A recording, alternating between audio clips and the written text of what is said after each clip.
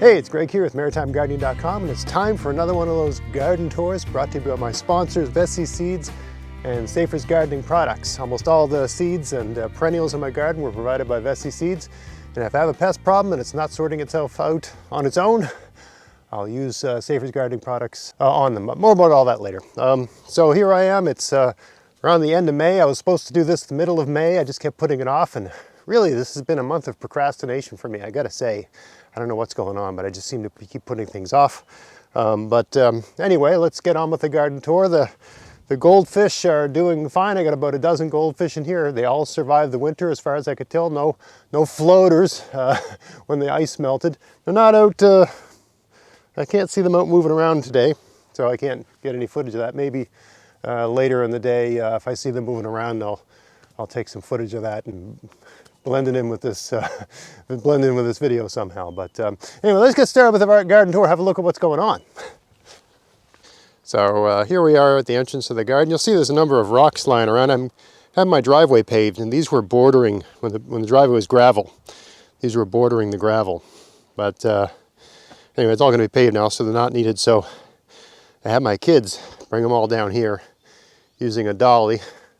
They're all, learning from home right now, so I guess they could learn about leverage and wheels and all that sort of stuff, mechanical advantages. Anyway, so they wheeled them all down here, and I'm going to use them to, just improve some of the rock bordered beds I have in my garden, because these are all substantial, sort of beach ball sized rocks. Anyway, this bed, it's got some sort of wild, that's garlic there, the big stuff, but it's got some sort of wild onion growing in it. And I don't know what it is, but it's growing everywhere. So I'm inclined to just let it happen. I think I'm going to leave this bed alone this season, just see what happens. I mean, I might change my mind. I might just have a flurry of activity someday and plant potatoes in it. If I have extra potatoes left over and no place to stick them, they're going here. But otherwise, just gonna let this go wild and see what these wild onions become. I got nothing planted here yet, nothing planted here. These are going to be potato and squash, pumpkin, something like that. Nice garlic growing here, doing great. Recently I planted some potatoes here, and I got some, first time ever growing them, leeks growing here. Right, so I got 1, 2, 3, 4, 5 rows of leeks. So I'm really interested to use these in my cooking, and they seem to be coming in fine. They're going to need some thinning, of course, but they're doing great. Over there I got some parsnips that I sowed, but they have not come up. Actually, none of the parsnips in my garden have germinated. None of them. I don't know what's going on. Over here, I got a bed where I moved some lettuce from another spot to here. And boy, they're not doing good. And I mean, that was probably a week ago, and it's been sunny, and I did what I could to keep them out of the sun and so on. But not every plant likes being moved. I know some people are going to say, it's the salt in that seaweed. No. This seaweed was gathered months ago, and it's been rained on 1,000 times. There's no salt on this seaweed. So I don't really know. Last year what I planted in this bed did poorly as well. So it might just be maybe next year, or maybe even later on. Maybe I'll plant some beans here. Because, if you can't grow beans somewhere, you can't grow anything. Beans will grow anywhere. Any bed I see performing poorly, I always make a note to plant beans there. Perennials are doing great. I got the French sorrel here. I've been using that regularly in my cooking. Came in great. Perennial comes back every year. Easy garden. Of course, I got lots of herbs. This is winter savory over there. This is the bloody dock, doing great. Had a handful of onion sets left over. I think these are onion sets when I was planting my onions. So I just jammed them in here. Leftover onion sets can go anywhere, so why not? But I got all the bloody dock I could possibly need. Off to the races. What a great perennial. Highly recommended. Got potatoes planted here. Nothing planted there yet. This is the kale and spinach that I planted in, late March, I think. Everything's coming in great. You can see there's a lot of weeds here. It's not a problem. So, I mean, I'm waiting for a moment in the next few weeks where it looks like we've got 2 or 3 rainy days in a row, which totally happens here, or even just overcast days. And I got to thin this out, and I'm going to do some weeding and just put some grass clippings on to smother out all this crap, right? And I got another bed where I'm going to take some of these and put them in the other bed. So I always like to have 2 beds at least of kale, because we love kale. I got 2 different kinds of kale here. This is like what I call like red Russian kale. You can see a little hint of red, right? And over here is, what's that called?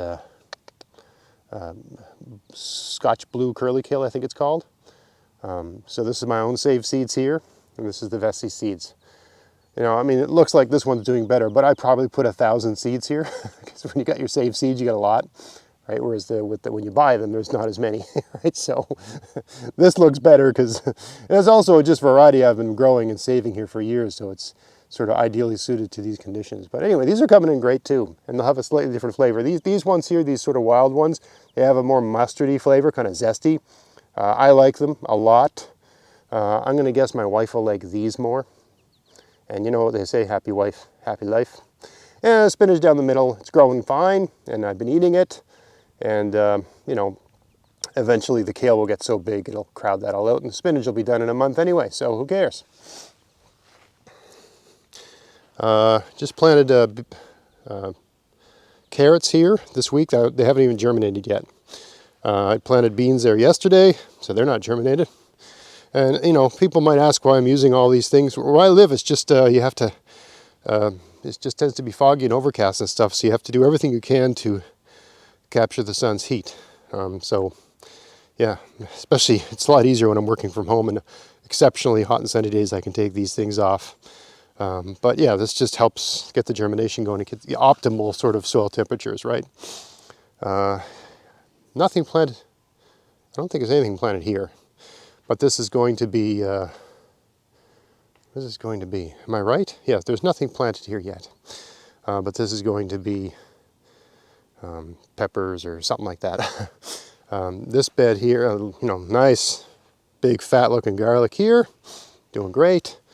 Got, I think this one is carrots. This is a carrot bed. They've just started to germinate. You can see, boy, I put that thing a bit too close. There's a row of them right there, I think. Maybe, maybe not. It could be leftover tomatoes. Yeah, sorry. Those are not carrots. Those are just wild tomatoes growing. But anyway, that's supposed to be carrots. This hasn't been planted yet. It's going to be potatoes. This is beets. They were planted about a month ago under plastic dome. I got the dome off now, and they're coming along great. I think there's a variety called Early Wonder. I got them last year, and I was happy with them, so I got them this year. They're a fast-growing beet. You got to look at the perennials. This is the size of the rhubarb right now. I don't know why this one's smaller, but anyway, these ones are huge. So they're doing great. This bed here is parsnips. I just planted those the other day, so they're not germinated yet. This bed is going to be cucumber, I think. But around the end of March, I just threw a whole bunch of saved lettuce seeds. I just threw them on top of the soil, just threw them like that. And they grew in clumps and they grew weird. It was just like an experiment. It's like a kind of butter lettuce. I can't remember the variety. It's a saved seed, so, you know, it's been saved for long enough, I don't know. Anyway, I just thought, what if I just threw them on top? Would it work? And of course it worked. No, but they're all going to have to come out soon, because I got to plant something else here, right? In these garden tours, I like to do like perennial updates, looking at the state of perennials. This is grapes, right? And look, barely budded out, just so you get a sense of, you know, you're thinking about how things are growing where you are and comparing notes with me. And that's what my grapes are doing. That's how far ahead they are. So they don't even have, you know, they're just barely starting to wake up where I am. And it's weird, I got this little one here coming out of the ground. It's like a new one's coming out of the base. I don't know. Wonder if I can root that somewhere. It's got no business growing there. Anyway, the grapes are coming along, but yeah, they're just barely starting. Just barely getting started. I've got nothing planted here yet. I think I'm going to put potatoes here. I haven't even made up my mind. This is where all the raspberries were last year. I just got some raspberries from Vessi seeds, 2 different varieties. Can't remember what they're called. I'll put it up on the screen. Anyway, I decided to make this former strawberry bed a raspberry bed in front of this Sweet 16 apple tree, which is doing great. This is probably, I think, year 3 for this tree, I think. It would have been like maybe 1.5 feet high when I planted it initially. It was a whip. I'll show you exactly what it looked like when I planted it, because I just got a couple new whips that I stuck in the ground. Here's my peas that I had to replant. I planted them, and I don't know what happened, but they all just rotted and died in the ground. So I ordered some new pea seeds that were treated. Treated seeds are less likely to rot in the ground than untreated seeds. So, I mean, that's all a question of your comfort and that sort of thing. I've been planning to do a video about treated versus untreated. I think I did it last year, but I was thinking of doing a shorter one this year, and why I'm totally fine with using treated seeds. But anyway, you can see they're starting to come up, starting to emerge, right? I just planted them like a week ago. Actually, this one looks like it was attacked by a slug or something. Anyway, they're starting to come up. I think this will be, I can't remember what I'd planned to do here. One of these will be beans and potatoes. No, that'll be peas and potatoes, yes. One of these will be like squash. And I can't remember what the other one's supposed to be. Can't remember. Anyway, one of these is going to be zucchini, that sort of thing, right? Got more nice garlic growing here. Walking backwards here because of the wind. I have strawberries here, but I haven't seen them emerge yet. They might be done. I don't really know what's going on with my strawberries, but I bought some new ones this year, so we'll try those out. Tulips have come up. Looks kind of pretty. Been taking those in as cut flowers for my wife to make her happy. Here's some Swiss chard that I started under a little box. You see those 2 boxes over there? One of those was right here, like first week of April. And I got this Swiss chard going. So this Swiss chard will be broken up, pulled out, and redistributed over this area here. This will be a Swiss chard garden. Here I planted some strawberries. These are ones I bought from Betsy Seeds. I'll put the names of them up on the screen. I can't remember what the varieties were. But unfortunately, these were, normally when I order stuff, it gets delivered right to my door. These, there was just a slip in the mailbox. Because my Betsy stuff is always delivered to my door, the slip that was in the mailbox I thought was just something I bought on eBay or whatever, you know, some gadget or whatever. So I don't know how long these things were sitting in a box in the post office. So I hope they're okay, and I hope they recover from that neglect. They didn't look very happy when I took them out of the box. But anyway, this is my new strawberry garden. Not very big, but yeah, we'll see how that goes.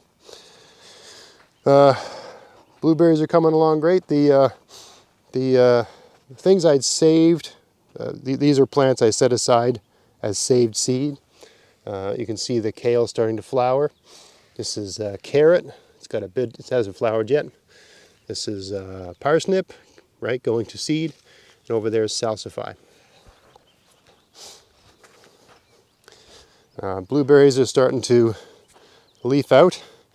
A new thing this year is this cherry tree I planted a number of years ago, probably 5 years ago. It's gotten blossoms for the first time ever. I don't know if they'll amount to anything, but because there isn't a lot of them, but we'll see.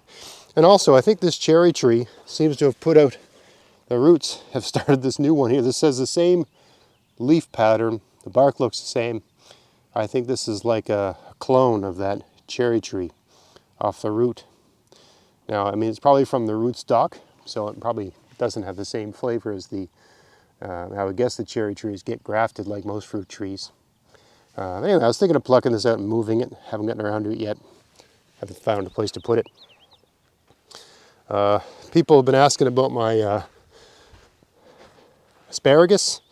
Asparagus is all growing. I've eaten some of it, but I decided to let it go another year. Also, this asparagus, I had like, see this container? I had all this mulch over it. And I was visiting a buddy of mine. His asparagus was about 6 inches high. And mine hadn't even emerged through the hay. And I had to have them really thick, right? So when I moved the hay back, all the asparagus heads were being attacked by slugs. All of them. So I took this off, put some slug bait down. So that they could actually grow and achieve something. So that's where they are right now. I guess the takeaway from that is, while mulch is good for your soil, for something like asparagus, I guess you should take the mulch off in early spring to let the heat at the ground, and then maybe put some back later on once you've finished harvesting it, and once the asparagus have achieved some size. And then you basically, once they achieve some size, they stop emerging from the ground. And they're relatively safe from attack because the stalks get woody. So then you can put the mulch back. So I think that's what I'm going to have to do with asparagus from now on. So, next year, I have to write that down on my list of things to remember for next year.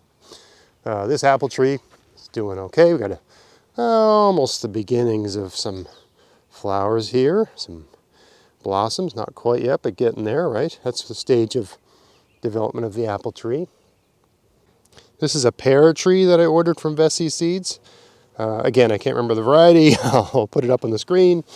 And this is, with the strawberries, was sitting like in a box for I don't know how long. I see buds. I mean, there's bud right there. So hopefully it'll be okay. Anyway, this was the size of that Sweet 16 3 years ago. So they grow pretty fast. And this was a completely bare-rooted plant. It looked pretty pathetic when it came out of the box. But so did that Sweet 16 apple tree. And look at it now. It's growing great. Right? So yeah, I've got one pear tree here, one variety. And I got another one over here, different variety. Right? You got to have two different varieties. So there was an apple tree here, and it died. So maybe this is a bad place for fruit trees, but this is the only place I can put a fruit tree. So it's just going to have to do. Hopefully this tree does better than the apple tree. I haven't planted anything yet here, but I'm warming the soil up. I'm going to do this today. We're going to plant broccoli and cauliflower here in this whole bed. This is onion sets. This was parsnips. I made a video when I was planting them. None of them came up. I don't know what happened. So I just replanted. I mean, that's all you can do. Don't get frustrated when things don't grow. If something hasn't come up and you've given it plenty of time, just replant. Who knows what went wrong? The reasons something went wrong are, there's so many reasons something can go wrong. Usually it's just there wasn't enough heat, or it got too dry, or something. So just replant. Don't think about it, just replant. If you replant and you replant and replant, and the whole season goes by and it never grew, so you spend the winter thinking about what you did wrong and try again in a different location the next year. But there's no reason. I mean, I had parsnips growing here last year, no problem. This year, can't get them growing, but I'm sure they'll be up. That's the great thing about my channel. I share my successes and failures. But if you've been watching the channel long enough, by late July, everything usually looks pretty good. So I don't sweat it. It's annoying, I thought I'd have, 3-inch high parsnips here by now, and I love parsnips. But anyway, whatever. We persevere. Nothing planted there yet. That's going to be winter squash. That's going to happen soon. And this is the Egyptian walking onions, the sort of last year's generation, big and strong, using lots of cooking almost on a daily basis. And their babies are growing in the middle, where I planted them last fall. Right, they're all coming in fine. It's all working out great. Boy, this garden here, this is going to be, earlier I mentioned I was going to put kale here. So this is going to be the other kale garden. I planted this, what's it called, Hakuri turnip, I think, yeah, I think it's Hakuri turnip. It's a kind of radish-like turnip. I planted it last year, and it was just murdered by pests. And I planted it here this year with no mulch or no nothing. I took all the mulch off. I thought, well, I'm not going to give the pests anywhere to hide. I'm going to make this as inhospitable a place as possible for pests. And they're still getting attacked like crazy. I mean, this row, almost the whole thing disappeared until I put some slug bait down. This row was sort of not bad, but you can see the flea beetle damage is extraordinary. And I've hit this with stuff. I mean, I don't hit it every day because I just can't be bothered, and I sort of don't like to, super, I've been using the, was it Safer's End All. But man, look at that. So, I don't know. They're delicious turnips if you ever had them. They're just like, you can eat them raw. They taste so good. But man, I'm having a hard time getting them to grow here. And I mean, even if I put I just saw a flea beetle right there. I wonder if I can get that on film. Yeah, there's one climbing on a little stick. I don't know if you can see them. There's two on that leaf right there. They're just going to town. I've blasted this with Endall so many times, and it's crawling with flea beetles. They're very tiny. They're hard to see, but they're around. I don't know if you can see them there. They're just decimating these things down to nothing. So I mean, a row cover wouldn't do anything because it would just be protecting the flea beetles from birds and stuff like that. I mean, they would just be underneath the row cover, right? It's not like they're flying in, they live there. They live in the ground. So they would just continue. When I had this cover over this, they were still getting attacked by flea beetles and slugs, right? So row cover is not going to solve the problem. So anyway, yeah. Anyway, this is all going to be a kale garden, doesn't matter. Not worried about it. It's a tasty thing I want to add to my diet, but man, I just cannot seem to get around this flea beetle situation. This is a beet garden. These are beets I planted later than the other ones, but you can see they're all coming in great. This is more of a what's it called, like cylindrical variety with a lot of, these are dill, I think, wild dill growing. A lot of wild dill growing here, but anyway, beets. 1, 2, 3, 4, 5. 5 nice rows of beets. These are really great for pickling and canning and stuff like that. So beets. This is going to be a tomato garden. Just warming it up right now. Haven't planted the tomatoes yet. This is going to be a bean garden. I got some of these wild mustard greens growing here. I don't know why, but in this particular bed, I get these mustard greens. It must be because of some mulch I brought in, probably had it as a weed seed, but I actually like eating them, so I'm fine with this. But yeah, I'm going to plant beans here in a little bit. Once I've gotten a good harvest of these nice mustard greens. It's going to be a bean garden. This was potatoes last year, and it was a really subpar yield. So, or no, was it onions maybe? Maybe it was onions and garlic. I think that's what it was last year. Anyway, I was not impressed with the yield, so whenever I'm not impressed with the yield of a garden, I plant beans. So, because it'll do great. I think this is going to be winter squash. I think that's going to be potatoes. I haven't planted those yet. Here's some nice cabbage that I planted a while ago. Look at that, there's a potato coming up. Must have been what they call a volunteer. This was a potato garden last year, as I recall. So I'll have to deal with that, because as much as I like volunteers, I got plenty of potatoes growing elsewhere, and I want to grow cabbage here. So this is just one of those little square boxes. I think I call them tiny greenhouses, mini greenhouse, right? So these will be plucked out, when I get a stretch of rainy days, and distributed throughout this garden, right? So everyone's got its own space. These will be some nice cabbage. We eat a lot of cabbage, and I love cabbage. I like it in all kinds of different ways. So I've been planting collard greens the last few years. And for a change this year, I decided to plant cabbage. And, when these first started growing, they looked pretty bad, actually. These were getting attacked badly by flea beetles and slugs. And, yeah, a blast of the, what's it called? Safer's Slug and Snail Killer. And a couple shots of the Endall. And it basically got things under control. I haven't done anything here. I haven't used any stuff like that for weeks now. Situation seems to be under control, so there's no need to continue to treat it. So I'm just letting these continue to grow a bit until they're a decent size where I can move them with confidence. Also, I need, as I mentioned before, ideally a stretch of rainy days so that they're not so shocked from being moved. Here's a bed I had beans in it last year.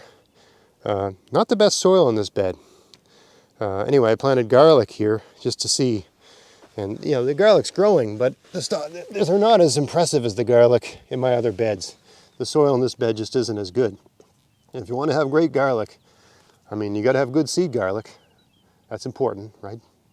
Big fat seed garlic make big fat garlic. But the other limiting factor, aside from sunlight and adequate moisture and stuff like that, is just soil quality. If you have good soil, rich soil, have good garlic. Really, if you want to grow good garlic, you gotta give it your best soil and your best real estate, right? Which is what I'm doing more of now. I should also mention the state of some of these perennials. These Saskatoons, which I had growing in another location on my garden for years, even though they're tiny, have flowered like crazy, in fact. So it just goes to show moving something. I mean, it just gets better sun. I think it likes the heat that these rocks gather, that sort of thing. So these were another part of my garden for years and barely just hung on to their existence. And now they seem to be really coming in. But I don't know if these will make a fruit this year because they're pretty small.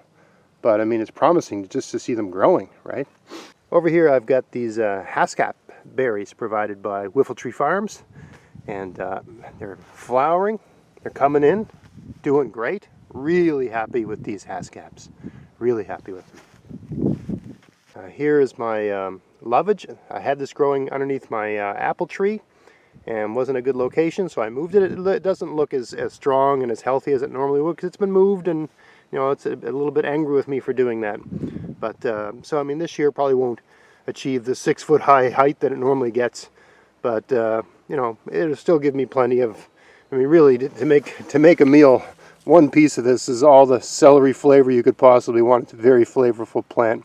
So it's still going to give me everything I need. But yeah, it's looking a little bit forlorn just because it was pulled out of the ground and moved. But this is a better spot for it. Better spot for me anyway. Another haskap here. This one's flowering as well. Not as much as the other one, but it's flowering, right? And it's doing great, putting on new growth. So happy with that. I think this is haskap. Yeah, it looks like haskap. This one almost seems to have formed. Look, this one's already almost done flowering. The berries are starting to form. So you know, all the haskaps have come in really good. I got to say, I'm happy with them. These are blackberries that I moved last year. I think this might be a wild variety. See how the leaves on this one look so much different than the leaves on this one? I mean, I'm just going to let it grow and see what happens for now. But I think this is the cultivar, which is the one you want, the one that produces the big, fat, tasty berries. Sometimes the wild ones have nice berries. Sometimes I've got wild blackberries here on my property, but they produce these teeny tiny sort of, from my point of view, useless berries. I'm sure from a bird's point of view, they're excellent berries because they're easier to eat, easier to, you know, pick up in the beak, stuff, sort of thing. Anyway, watch this and see what happens. But anyway, these were all moved last year, so they didn't do much. But this one seems to be coming in. Almost looks like it's ready to put out a flower or something there. Buds are forming. So yeah, they seem to have survived the move and seem to be looking good, looking healthy, which is great because I love blackberry jam. I love blackberry jam. So I'm hoping I can get some blackberries this year. So that's where we are at this point in the growing season, late May.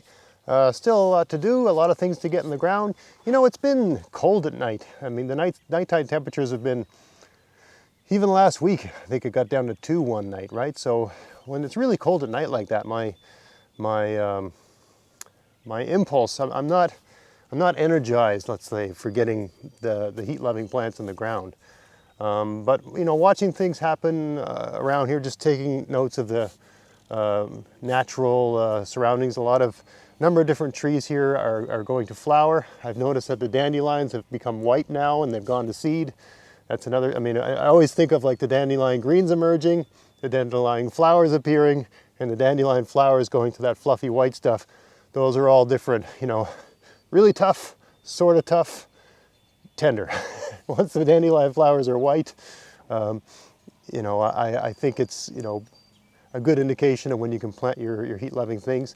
I still, because the temperature is so variable and unpredictable here, will tend to put them under some sort of microclimate, some sort of protection, whether it's one of my larger domes or just a little box or even a plastic square, right? Just because we can have some nights where it gets down to 2 or 3 or that sort of thing. and the seeds can get the wet seed that's just barely starting to germinate can get so cold that it rots, right? So that's another solution. If you're, plant stuff in May when the package says you can plant it, and 2 weeks go by and it doesn't appear, it's probably because the seed rotted in the ground. So yeah, just putting a little clear plastic to help get some heat in there and warm it up during the day and keep it a little bit warmer at night can solve that problem. Anyway, the flies are starting to get to be a problem. So yeah, if you want to help support my channel, my YouTube channel, check out my sponsors. Check out the description box for this video. Vessi Seeds, you can use my coupon code GAVS21 to get free shipping on, not everything, but anything that isn't oversized. As long as you have one package of seeds in the order, you get free shipping from them. That includes buying things like apple trees, strawberry transplants, whatever. As long as there's a pack of seeds in the order. I don't understand that, but the way their website works, as long as there's a pack of seeds in the order, you get free shipping. Really, if you buy like a mantis tiller, I think that's an oversized item. You're probably gonna have to pay shipping on that. But and of course, there's different options for if you're in Canada or the U.S. Certain things that just Vessi Seeds is a Canadian company, PEI. Certain things they cannot ship to the U.S. just because of rules and governments and things like that. So anyway, GAVS21, go to their website. If there's something you need that they sell, buy it, and that'll help support the channel. Safer's gardening products, I use 3 things of theirs. They have lots of different things, but I use their slug and snail killer, Safer's End All, and BTK when I need it. Last year I didn't need BTK at all, but previous years I did. BTK is like a bacteria you put on things like kale and cauliflower and stuff like that if you're getting caterpillars on it. And I've done lots of videos talking about why I'm totally cool with using those products. For me, it's you just use what you need when you need it, and use it minimally, and try to encourage the local predators of your pests to come in and solve the problem for you. So you use the thing sparingly, keep your pests around, right? Because you want to keep your pest predators around. And you don't want to have to keep buying that stuff. But anyway, if you need it, buy it. There's no coupon code or anything for them, but their stuff's sold everywhere. You can even buy it from Vessi Seeds. So if you want to order it and get free shipping, order some slug and snail killer or whatever from Vessi Seeds. Use my coupon code. Get a pack of seeds in your order, you'll get free shipping on that thing. That's a good solution. So anyway, I hope you found this interesting and gave you some tidbits of information and show you where things are, how things are happening where I am, and what's going on. I expect a lot of changes over the next month. It's usually the case as the heat starts to get turned on and things start to change here, and it starts to be a little more summery and a little less wintry, and the evenings start getting with some heat in the soil that stays overnight. Things usually really start to change in June here. So I hope you found that interesting. If you did, please like, share, subscribe. Don't forget to click the bell so you're notified when I make new videos. Check out my podcast, free podcast, available for download or viewing on YouTube at maritimegardening.com. And until next time, get out there, get at it, have fun in your garden. Thanks for watching.